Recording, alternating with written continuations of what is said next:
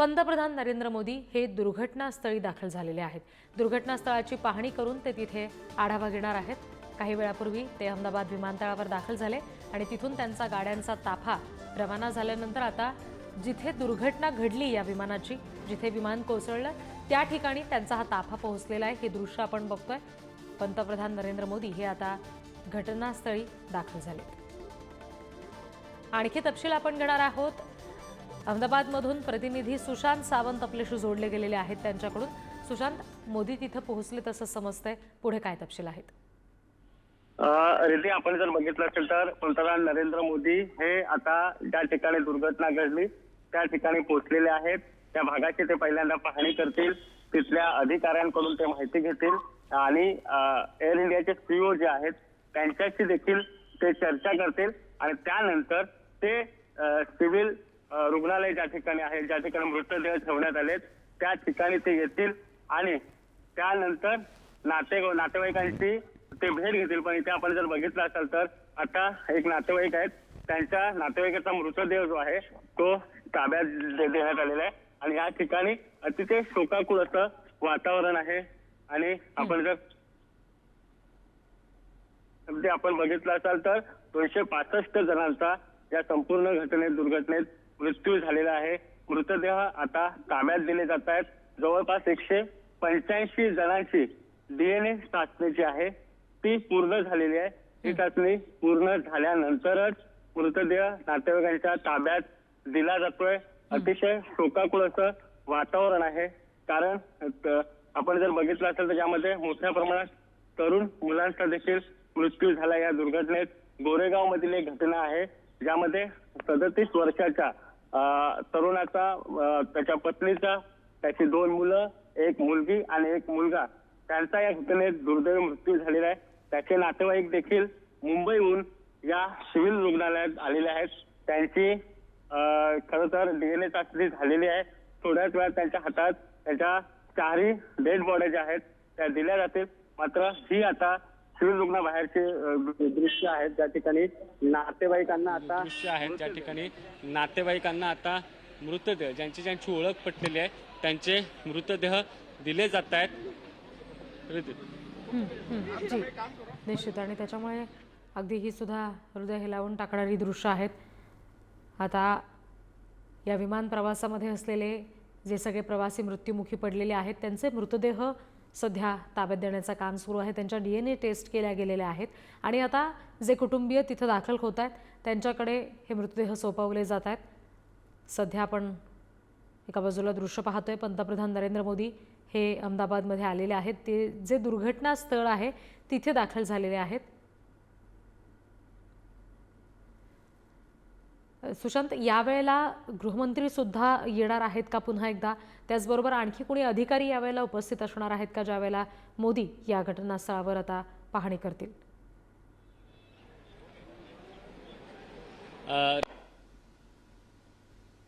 ते या ठिकाणची पाहणी करून गेले।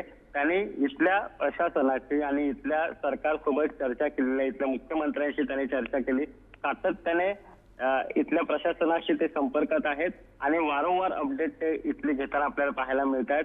विशेषतः मोदी इथे आलेले आहेत पंतप्रधान आणि त्यानंतर आता ते अधिकाऱ्यांशी बोलणार आहे। नागरिकांना ज्यांचे मृतदेह आहेत त्यांच्या नातेवाईकांना कोणताही त्रास होऊ नये याची खबरदारी खरं तर इथल्या स्थानिक प्रशासनाकडून घेतली जाते। कारण कालच केंद्रीय गृहमंत्री अमित शाह यांनी सर्व प्रशासनाला आदेश दिलेत, जे नागरिक येतील त्यांची इथे काळजी घ्या, कारण मृतदेह ताब्यात त्यांच्या देईपर्यंत त्यांना कोणताही त्रास होऊ नये यासाठीच आपण जर बघितलं असेल तर या ठिकाणी मोठ्या प्रमाणात पोलीस बंदोबस्त तैनात करण्यात आलेला आहे। ज्यांच्या हातात मृतदेह दिले जात आहेत त्यांना व्यवस्थितपणे सोडलं जात आहे आणि हे संपूर्ण सिव्हिल रुग्णालय याच्या मागच्या बाजूला जे आहे ते DNA चाचणी जी आहे ती केली जाते।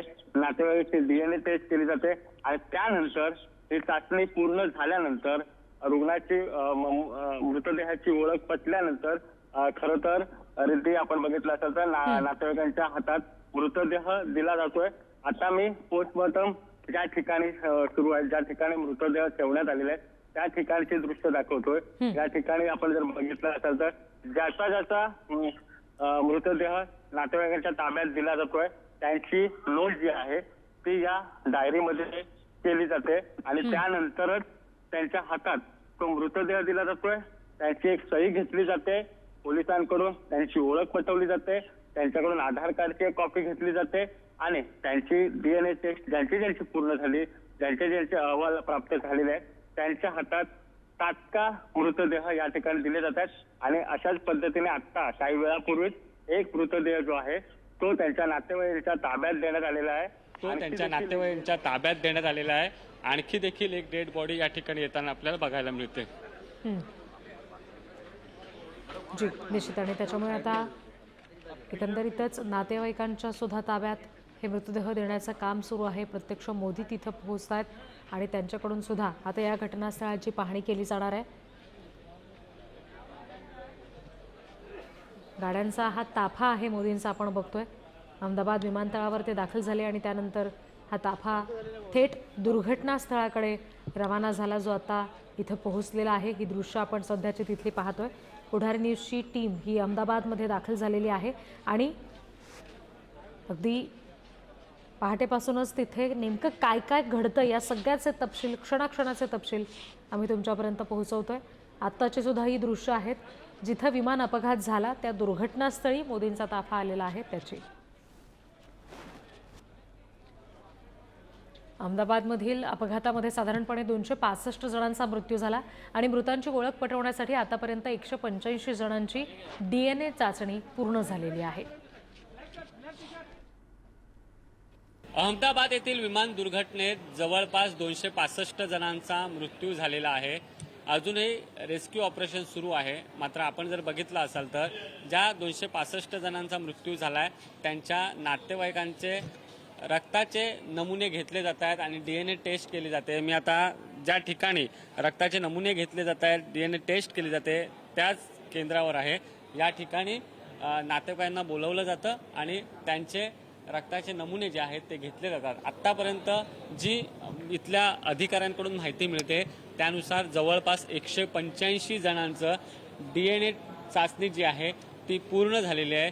ज्यांची DNA चाचणी पूर्ण झाली, ओळख पटली, त्या नातेवाईकांना मृतदेह जे आहेत ते ताब्यात देण्याचं आता काम सुरू आहे.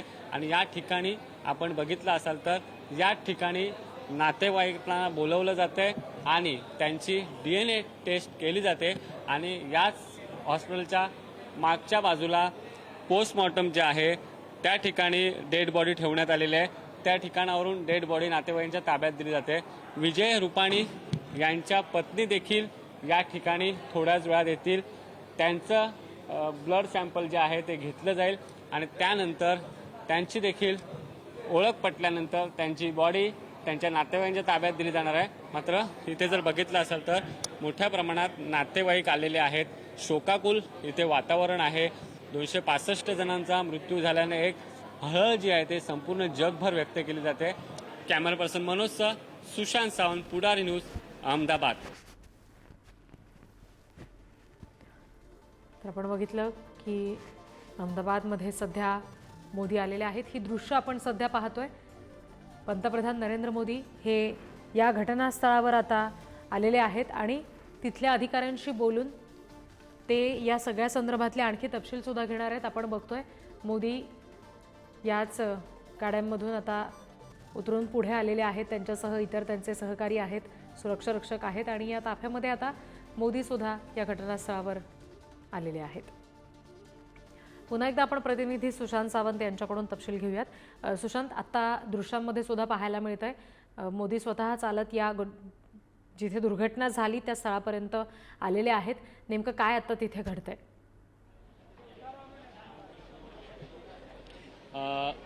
मगासपासून मी सांगत होतो त्यानुसार पंतप्रधान नरेंद्र मोदी हे अहमदाबाद विमानतळावर आले आणि त्यानंतर ज्या ठिकाणी दुर्घटना झाली त्या घटनास्थळाची मोदी पाहणी करणार होते आणि त्याच भागात मोदी आता पाहणी करताना बघायला मिळतात.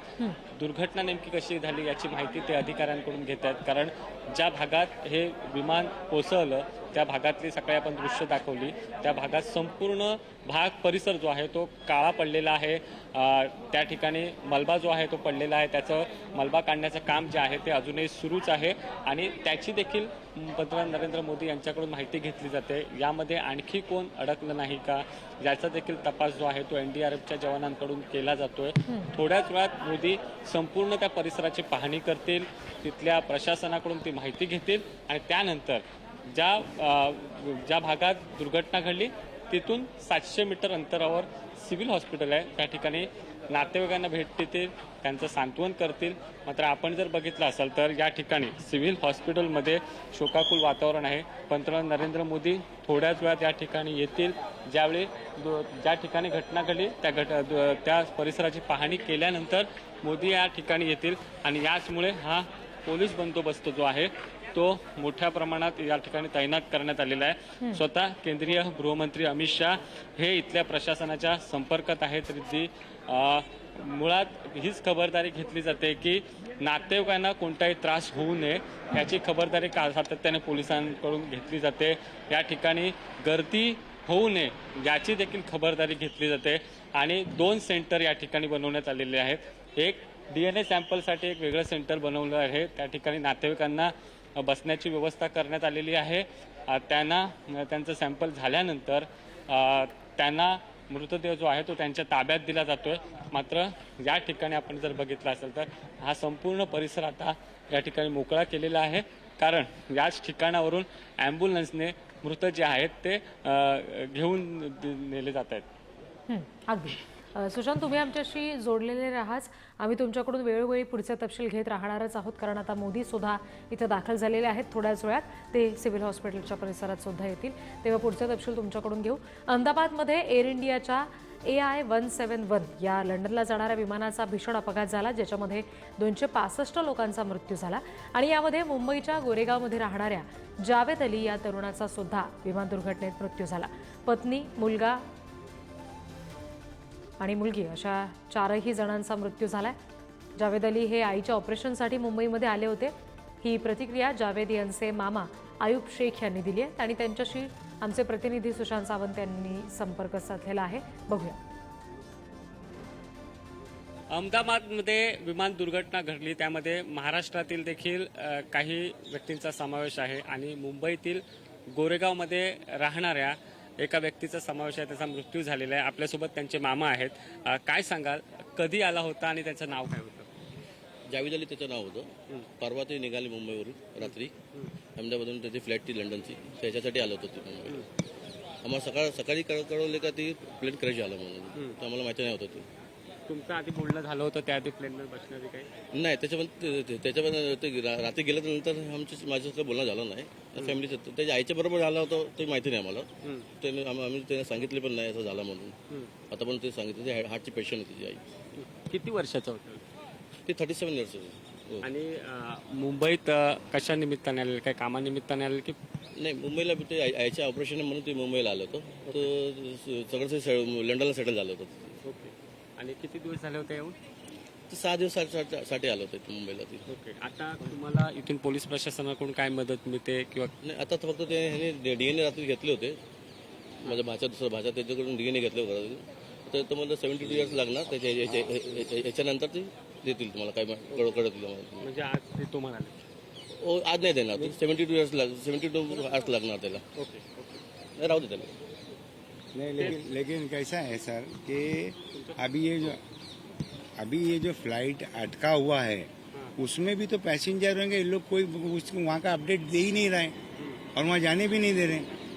तो कम से कम यहाँ की गवर्नमेंट को वो तो करना चाहिए कि भाई वो पीछे का जो भाग अटका हुआ उसमें पब्लिक है क्या नहीं है, पैसेंजर है क्या नहीं, वो तो कंफर्म करो. इतना तो सीढ़ी बम्बा होएगा ही कि वहाँ पे जाके चेक कर सकते हैं. तुम्हाला काल फोन आला की कसं काय? तुम्हाला फोन? नाही, आम्ही बसलो होतो सगळं वार्ता करून, असंच नॉर्मल वार्ता करून बसलो होतो घरी.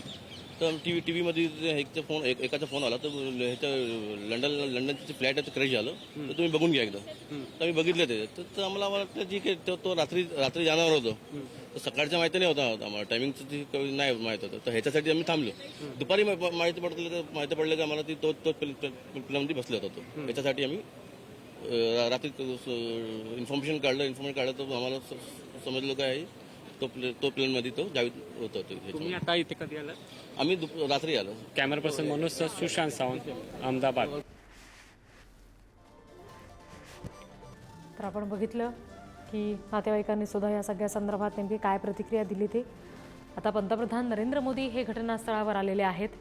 इतर त्यांचे सहकारी आणि अधिकाऱ्यांसह घटनास्थळाची पाहणी मोदी करतात. थोड्याच वेळात सिव्हिल हॉस्पिटलला सुद्धा ते जाणार आहेत, कारण तिथे सध्या जे मृत्युमुखी पडलेले प्रवासी आहेत त्यांच्या DNA टेस्ट ज्यांच्या झाल्यात त्यांच्या कुटुंबियांच्याकडे आता त्यांचे मृतदेह सोपवले जात आहेत. या कुटुंबियांची सांत्वनपर भेट मोदी घेऊ शकतात. शिवाय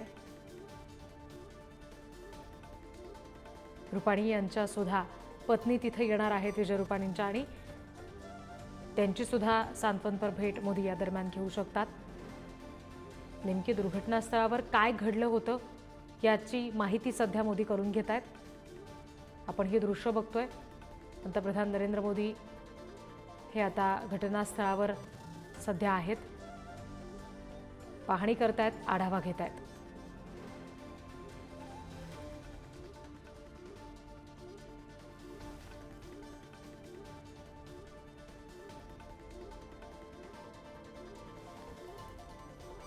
प्रतिनिधी सुशांत सावंत आपल्याशी जोडलेले आहेत, त्यांच्याशी आपण बोलणार आहोत. सुशांत, अजूनही घटनास्थळावरच मोदी आहेत का? या भागाची पाहणी करतायत का?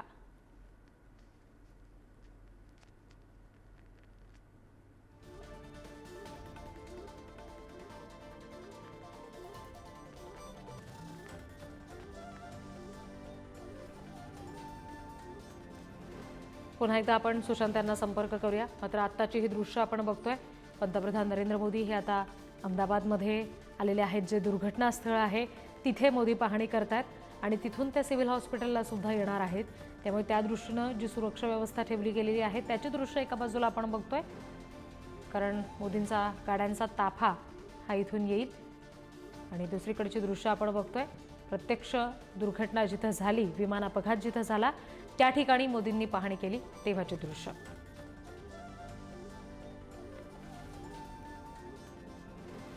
उड्डाण केलेलं विमान अवघ्या काही मिनिटात कोसळून हा भीषण अपघात झाला. जवळपास 265 जणांचा याच्यामध्ये मृत्यू झाला. पुन्हा एकदा प्रतिनिधी सुशांत सावंत आपल्याशी जोडले गेले, त्यांच्याशी आपण बोलूया. सुशांत, आत्ता पंतप्रधान नेमकं कुठे आहेत?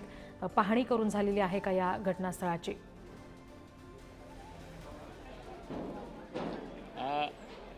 जी माहिती मिळते त्यानुसार पंतप्रधान नरेंद्र मोदी यांनी पाहणी केलेली आहे.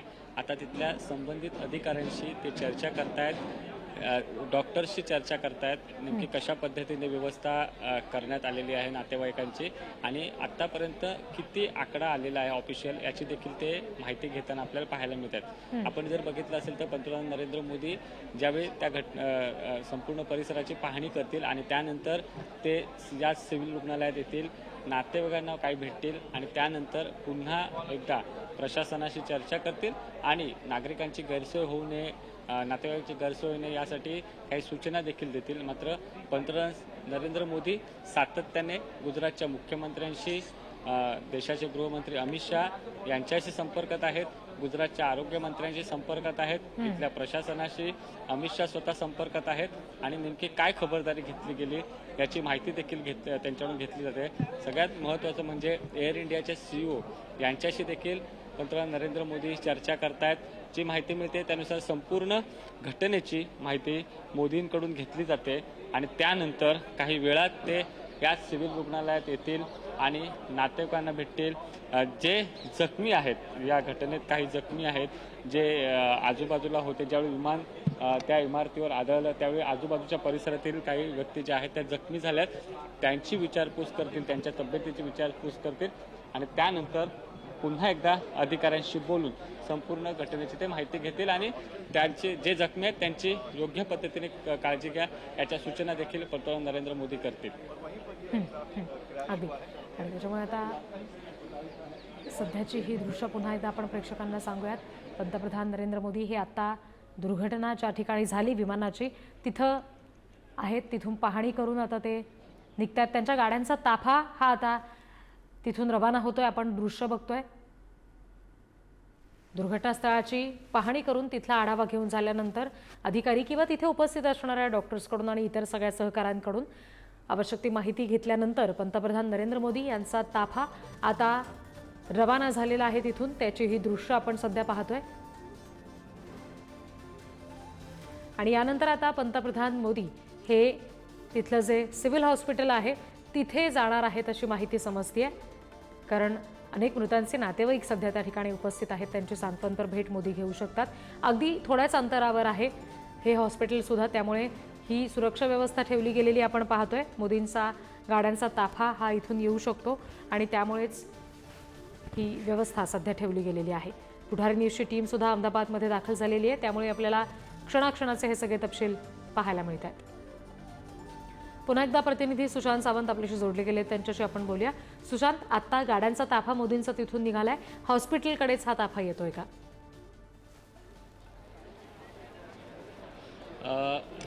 तिथे आपण जर बघितलं असेल तर ज्या ठिकाणी घटना घडली तिथून सिव्हिल हॉस्पिटल जे आहे ते 700 मीटर अंतरावर आहे. त्यामुळे काही वेळात पंतप्रधान नरेंद्र मोदी हे सिव्हिल हॉस्पिटलमध्ये येतील.